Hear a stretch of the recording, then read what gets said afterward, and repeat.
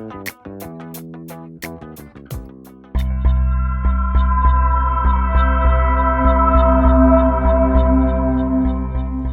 meus queridos irmãos, bom dia. É um prazer muito grande estar mais uma vez aqui para trazer o programa da igreja, né? Hoje, o estudo de hoje é a Escola Bíblica Dominical, nesse domingo. E que bom que você está aí para assistir conosco e para ser edificado. Eu creio que a nossa oração tem sido essa, né? De que você possa ser edificado através dessa palavra, né? Você pode estar assistindo esse programa através das plataformas digitais, né?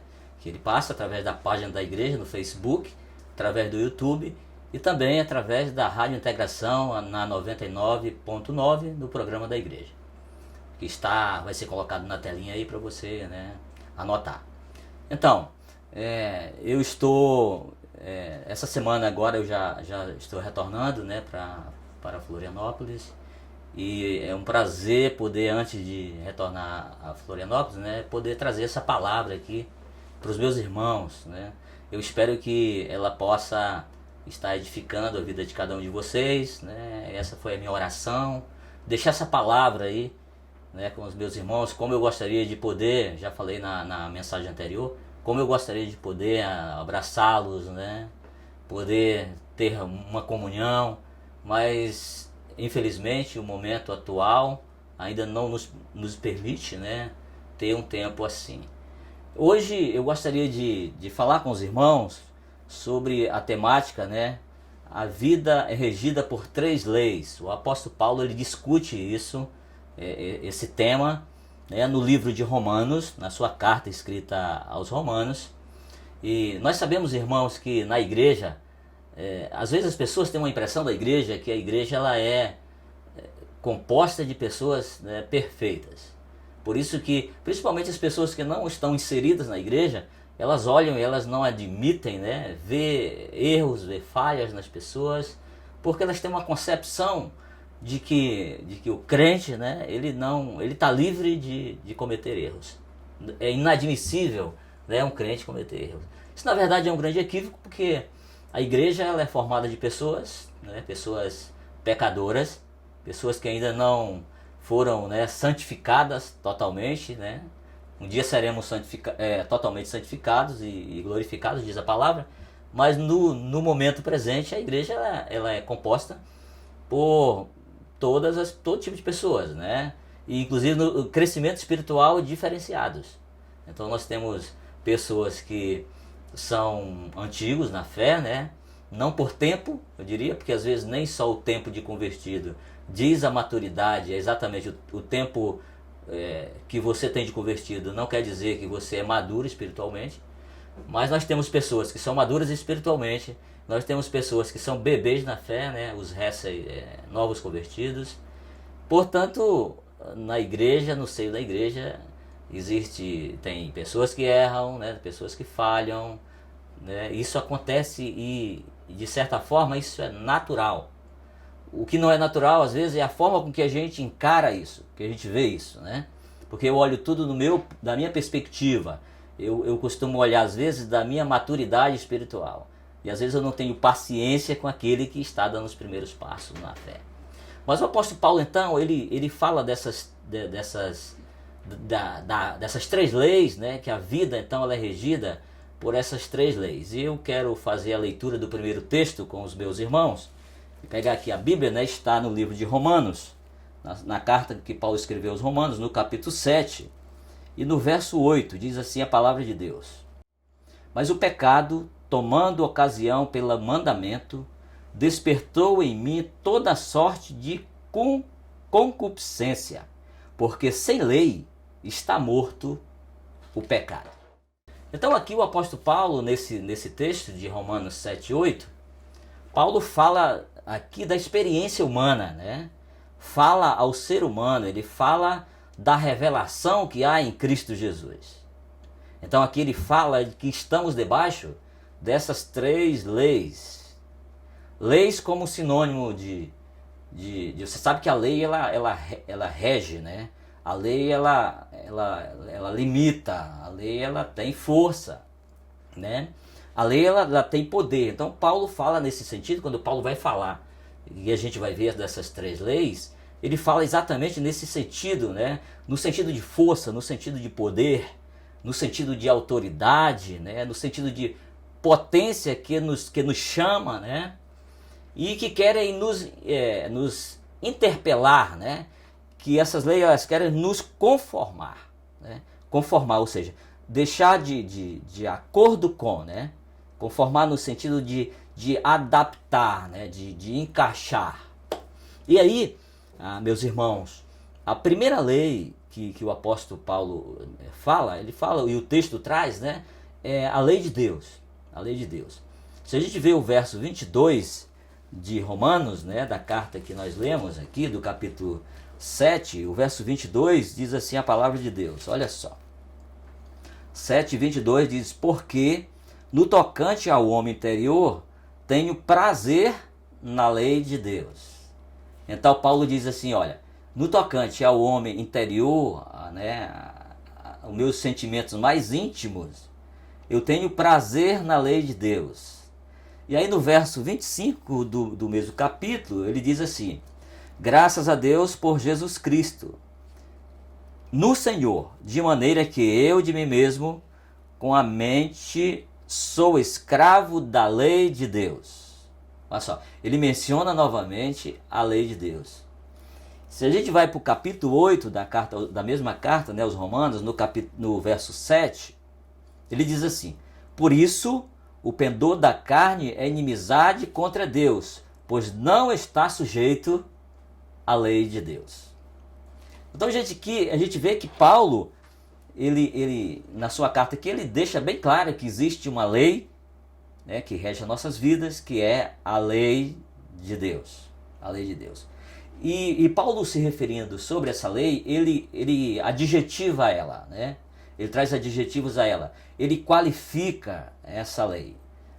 No capítulo 7, no verso 12, olha só como ele qualifica essa lei, que ele denomina, né, a lei de Deus. O verso 12 do capítulo 7, da mesma carta. Ele diz assim: que diremos, pois? É a lei pecado? De modo nenhum. Mas eu não teria conhecido o pecado, senão por intermédio da lei, pois não teria conhecido a cobiça, se a lei não dissera, né? É o verso 12, ou melhor, o verso 12, tá? 7 e o verso 12. Diz assim no verso 12: por conseguinte, a lei é santa, né? Olha que eu falei que ele quantifica a lei, né? Ele adjetiva a lei. E aí ele diz no verso 12: por conseguinte, a lei é santa. E o mandamento, aí ele chama a lei também, ele declara essa lei como mandamento, né? Ele diz: e o mandamento santo e justo e bom. Então, podemos perceber, meus irmãos, que o apóstolo, ele qualifica, né? Ele adjetiva essa lei. Primeiro, Paulo fala então da lei de Deus, né? A lei que ele disse, o Paulo disse que ela é desejável, né? Ele tem o desejo da lei. A lei onde ele diz que eu tenho prazer nessa lei, né? Que é a lei de Deus. A lei de que na sua mente, né? No seu íntimo, ele diz que é isso que eu quero fazer, né? Então ele tem o desejo da prática, né? Ele tem o desejo de obedecer à lei de Deus. Então a lei de Deus, ela estabelece para o apóstolo Paulo um padrão, né? Um padrão que ele deseja viver, que ele quer viver, que no seu íntimo ele deseja praticar esse padrão, né? Praticar esse padrão, viver esse padrão. Porque, segundo Paulo, esse padrão é bom, né? Como a palavra diz, é bom, é agradável, né? É justo. Esse padrão é um padrão espiritual, né? Mas Paulo diz, né? Ele diz assim nesse mesmo texto aqui de Romanos, ele diz: olha, eu não consigo viver como Deus quer que eu viva, né? Eu não consigo viver a lei de Deus como Deus quer, né? E aí eu pensando, né, ao preparar essa palavra, ao meditar nessa palavra, meus irmãos, eu disse, olha, o dilema, eu pensei, né? O dilema de Paulo é o nosso dilema, né? É o nosso dilema. Quantas vezes nós temos consciência do que aquilo que deve ser feito é o correto, né? E nós entramos em guerra, né? E muitas vezes dessas coisas que nós sabemos que é o correto fazer, a gente, né, faz por um período e de repente a gente deixa de fazer e a gente se frustra, né? E a gente, né, entra em crise, a gente entra em crise por não obedecer essa lei, né? Mas não sou só eu, não é só você que passa por essas crises, por esse dilema, mas o apóstolo Paulo já mostrou isso. Ele disse, olha, eu conheço, eu sei que essa lei é a melhor, eu sei que Deus se agrada, eu sei que Deus tem prazer nela. No entanto, aquilo que eu quero, que eu desejo fazer, eu não consigo fazer, eu tenho dificuldade de fazer. Então eu não consigo me conformar com a lei de Deus. Eu não consigo fazer a vontade de Deus expressa na sua lei. Aí ele fala sobre uma outra lei. Ele fala sobre uma outra lei. Então o primeiro deixa claro, fala da lei de Deus, mas aí no capítulo 7, verso 21, ele fala de uma outra lei. Ele diz assim, acompanhe comigo no capítulo 7 da carta aos Romanos, no verso 21. Ele diz assim, então, ao querer fazer o bem, encontro a lei de que o mal reside em mim. Olha só, vou ler novamente. Então, ao querer fazer o bem, está dizendo, quando eu tenho a predisposição, o desejo de fazer o bem, só que eu encontro a lei, olha só, ele fala de uma outra lei, de que o mal reside em mim. O mal reside em mim. Então, ele fala que ele trata aqui de outra lei.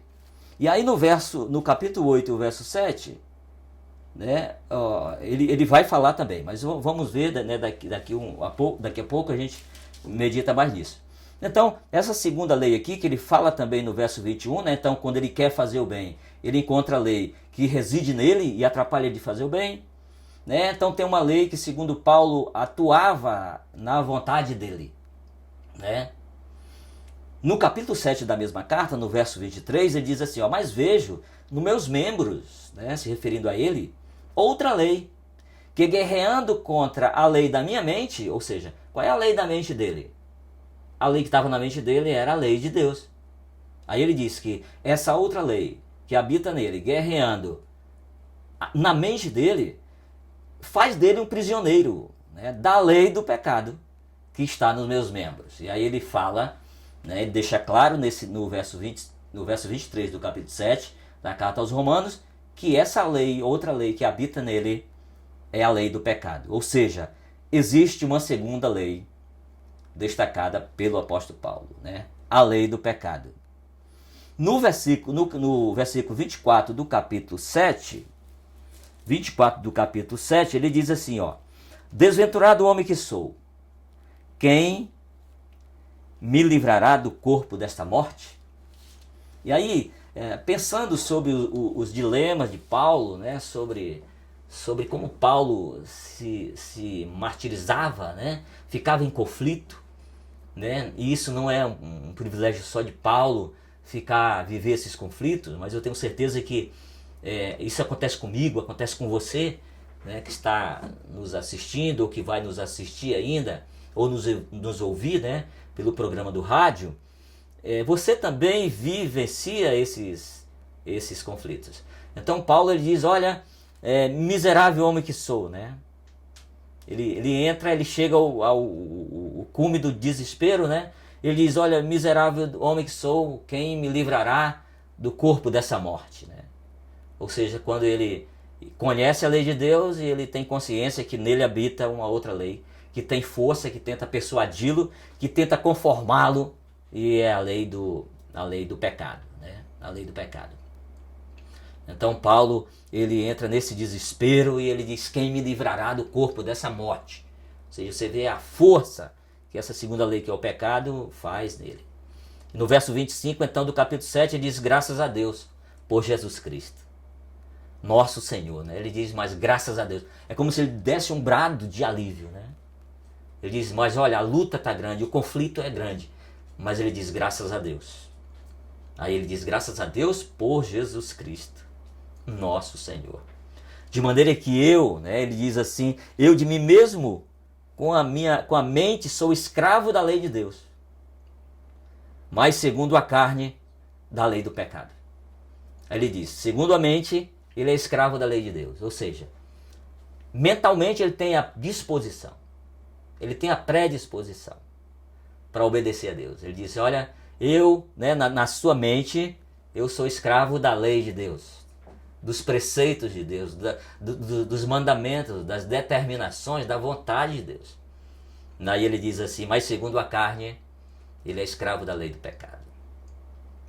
E aí, meus irmãos, no capítulo 8, no primeiro verso do capítulo 8, podemos ler, você pode acompanhar aí na sua Bíblia, ele diz assim, o apóstolo diz assim, agora pois já nenhuma condenação há para os que estão em Cristo Jesus. Olha só o que ele diz, irmãos. Agora pois já nenhuma condenação há para os que estão em Cristo Jesus. E aí ele diz por quê? No verso 2 ele diz, porque a lei do Espírito da vida em Cristo Jesus te livrou da lei do pecado e da morte. E da morte. Então ele dá esse brado, Ele dá esse brado aqui, mas graças a Deus, agora graças a Deus, porque não há nenhuma condenação para aqueles que estão em Cristo Jesus. Mas aí ele fala aqui ele já menciona uma outra lei, daqui a pouco nós vamos falar sobre ela. Mas então ele diz que o Espírito da vida em Cristo Jesus, ele diz, te livrou da lei do pecado e da morte. Espírito da vida em Cristo Jesus te livrou da lei do pecado e da morte.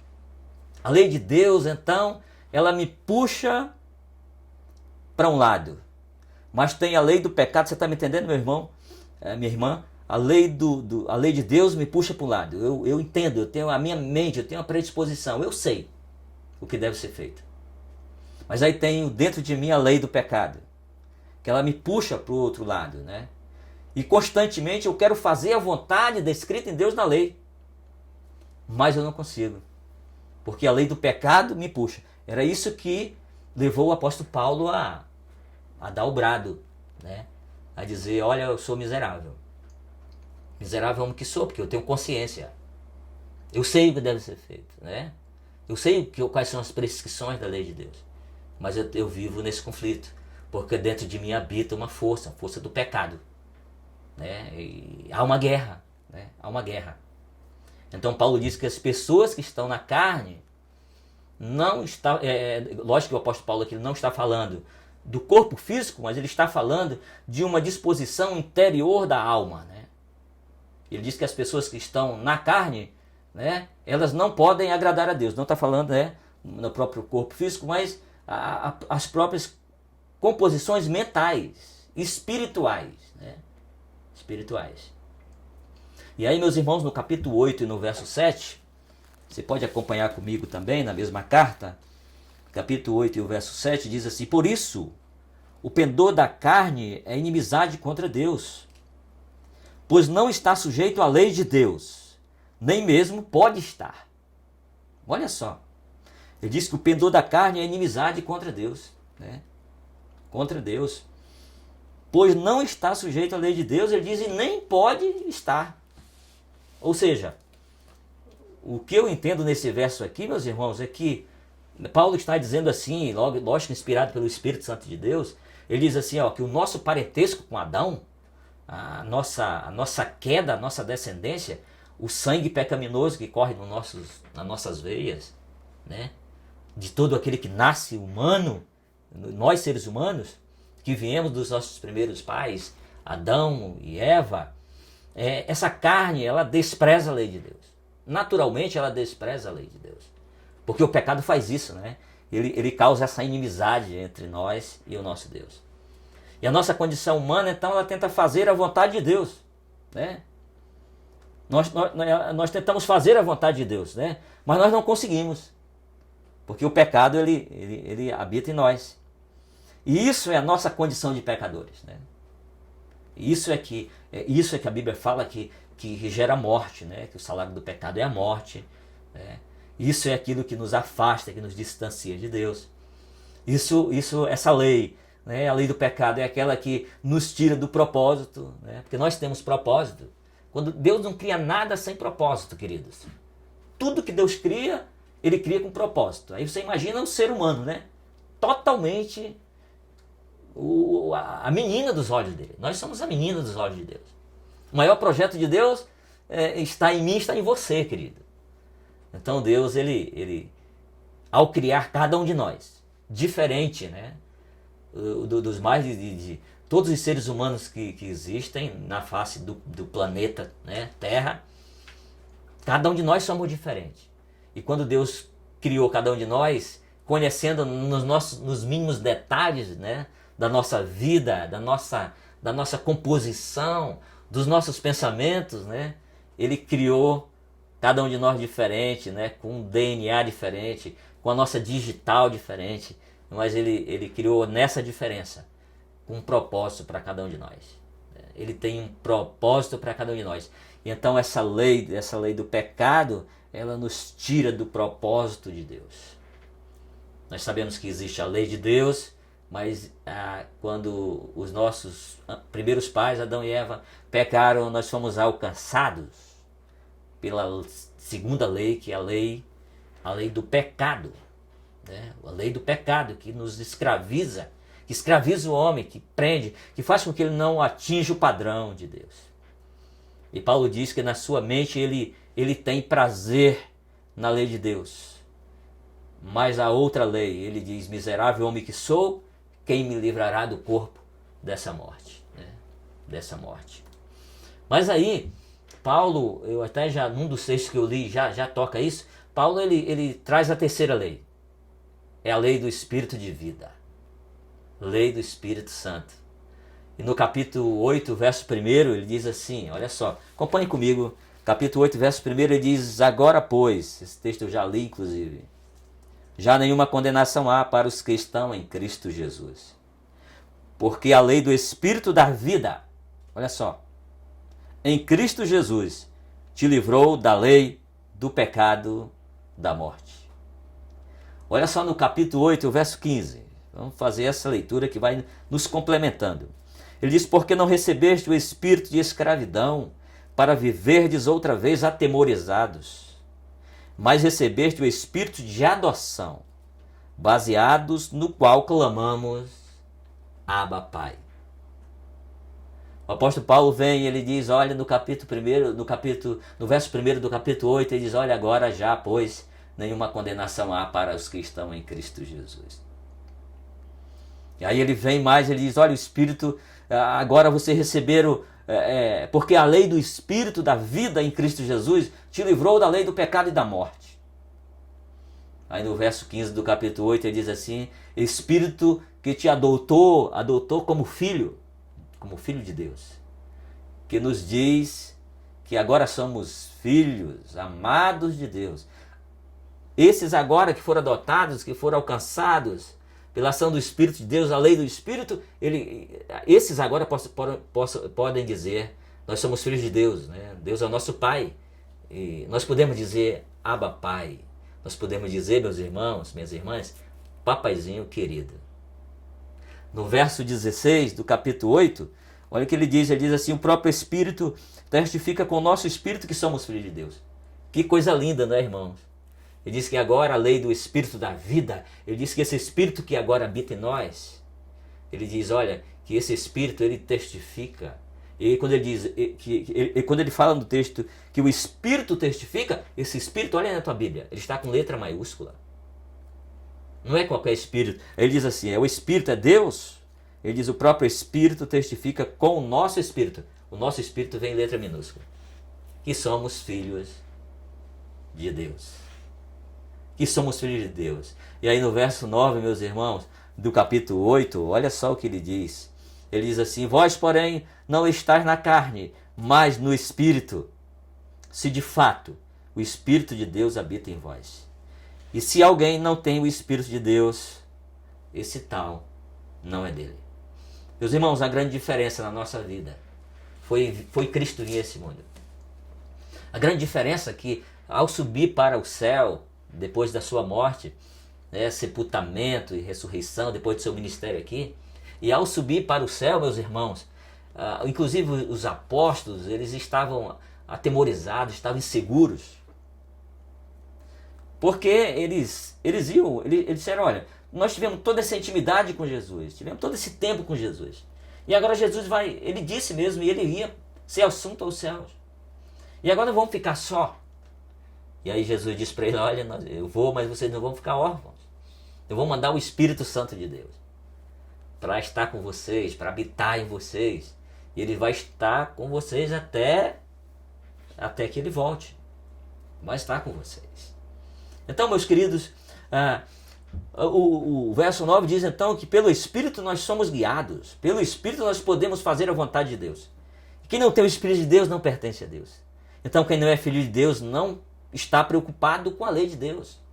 Então, eu queria dizer uma coisa, irmão, querido, se você está preocupado com a lei de Deus, em cumprir a lei de Deus, já é um motivo para dizer, ó, você é um filho de Deus. Porque você tem a disposição, como o apóstolo Paulo dizia. Mas a grande verdade é que você tem conflitos, como eu tenho conflitos. A grande verdade é que a lei do pecado também habita em nós. E essa guerra. Mas o melhor de tudo isso é que o Espírito de Deus, a lei do Espírito, que gera vida, que dá força, ele habita em nós. E com esse Espírito a Bíblia diz que não há nenhuma condenação para aqueles que estão em Cristo Jesus. Então nós precisamos, indo para o final da nossa mensagem, nós precisamos entender agora, nós precisamos atentar nesse momento para a lei do Espírito da vida. Ele é o único que pode nos conduzir ao caminho que agrada a Deus. É o Espírito Santo, é aquele que vai nos conduzir, vai fazer a vontade de Deus em nossa vida, vai fazer com que nós possamos fazer a vontade de Deus. Quantas vezes nós vivemos nos conflitos, quantas vezes nós estamos na nossa própria força, quantas vezes por aparentar no meio, às vezes da igreja e tudo, a gente não vive uma vida cristã autêntica, Quantas vezes o nosso irmão erra, o nosso irmão é vencido pelo pecado e confessa, e às vezes nós julgamos o nosso irmão, enfim, quando nós deveríamos sentar com nossos irmãos, nosso irmão que caiu, que cometeu erro, dizer, olha, você tem o Espírito de Deus, vamos orar aqui, o Espírito Santo vai nos dar força, vai nos dar vitória, vai prosseguir. Nós vamos em frente, vamos ganhar, vamos vencer em Cristo. E aí, para encerrar, eu quero fazer a leitura de Romanos capítulo 8, verso 10 ao verso 14. Nossa última leitura. Diz assim a palavra de Deus, então, Romanos 8, a partir do verso 10. Se porém Cristo está em vós, o corpo, na verdade, está morto por causa do pecado, mas o Espírito é vida por causa da justiça. Se habita em vós o Espírito daquele que ressuscitou a Jesus de entre os mortos, este mesmo que ressuscitou a Cristo Jesus dentre os mortos, vivificará também o vosso corpo mortal, por meio do seu Espírito que em vós habita. Meu irmão, minha irmã, precisamos entender que temos o Espírito Santo de Deus. E só Ele, meus irmãos, é poderoso o suficiente para nos ajudar a fazermos a vontade de Deus. Para vivermos a lei de Deus que habita em nós, é preciso a ação do Espírito. Então é preciso que nós entendamos que nós temos o Espírito de Deus e que só Ele, e que só nele que é poderoso, agindo em nós, nós clamando a esse Deus, a esse Espírito Santo que habita em nós vamos, meus irmãos, com a força desse Espírito, com a força da palavra, nós vamos nos moldar à vontade, à lei de Deus. A lei de Deus. Deus sabia que pela nossa força nós nunca iríamos cumprir a lei dele. Mas sabe, irmãos, com a força do Espírito nós venceremos. E eu quero te dizer, meus irmãos, nessa manhã, eu quero te pedir que você submeta, busque o Espírito Santo, busque a vontade dele para a tua vida. E sabe de uma coisa, meus irmãos? Você vai ser menos frustrado, você vai julgar menos o outro, você vai ter mais empatia pelo outro, você vai ser mais solidário com os irmãos, você vai entender mais que na igreja existem pessoas que estão em níveis diferentes de espiritualidade.